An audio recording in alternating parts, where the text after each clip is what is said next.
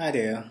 In this video, we'll be talking about how inspections or preventive maintenance work in FieldCircle.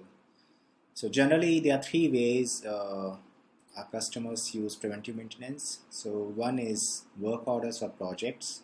So work order could be anything, a mini project wherein you can schedule multiple jobs or PMs or inspections. So if you already have a project and you want to set up preventive maintenance schedule, it could be recurring or one-off. You may go here and then you may go and schedule from here. So the details would be fetched or auto-populated like this. The details would be there, and then you may define the schedule. Okay, so if it is one-off, one time, then it could be scheduled with maybe specific time also.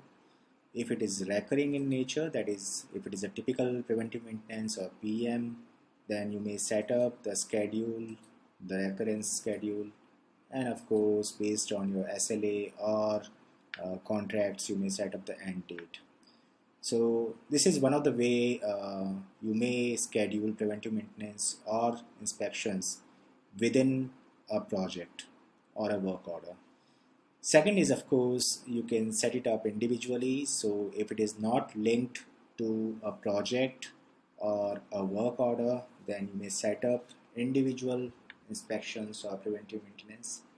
So all you got to do is go here, you select all the details. So for example, if you happen to fill up all these details, there could be some functional location, that is the location where the asset might be. So of course the functional location, service location, and billing address, all three could be different. So billing could be a corporate address or permanent address of your account. The functional location could be where the asset has been installed, and the service location could be maybe a premise. So for example, there are 4 buildings in an area that is part of your customer account location. So in that case, the service location could be all those 4 buildings. So that address could function as a service location. Of course, the billing address could be your corporate address.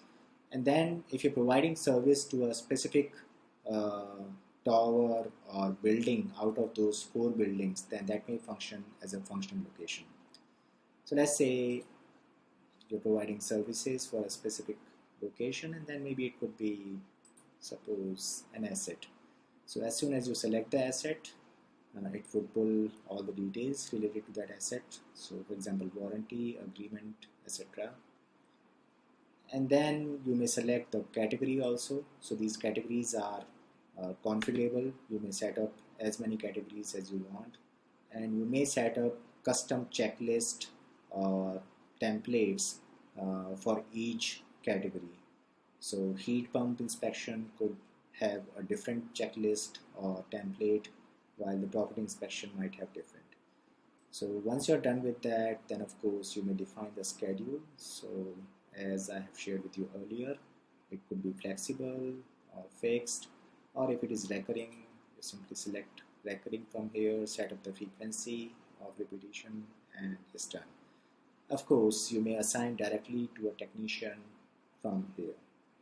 So once you have set it up, it would be notified to respective service engineer or technician.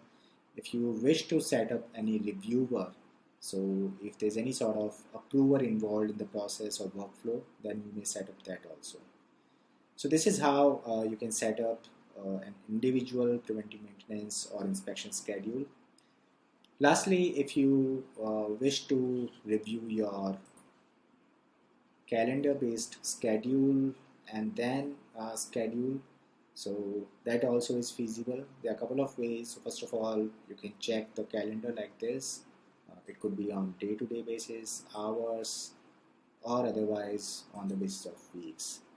So if you wish to create a new inspection, all you got to do is you create a new inspection from here.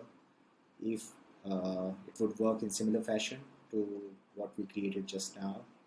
If you wish to assign an inspection or PM to somebody else, then you may simply drag and drop to some other location. So this is how it works when it comes to calendar based scheduling. Both options are available. You may reschedule or drag and drop, otherwise you may simply create the inspection from here. So this is how inspections work, inspections or preventive maintenance work in FieldCircle. In next couple of videos I will be walking you through the individual component, that is how to generate the reports, how to set up the templates, so on and so forth. I hope this was helpful. Thank you so much for watching.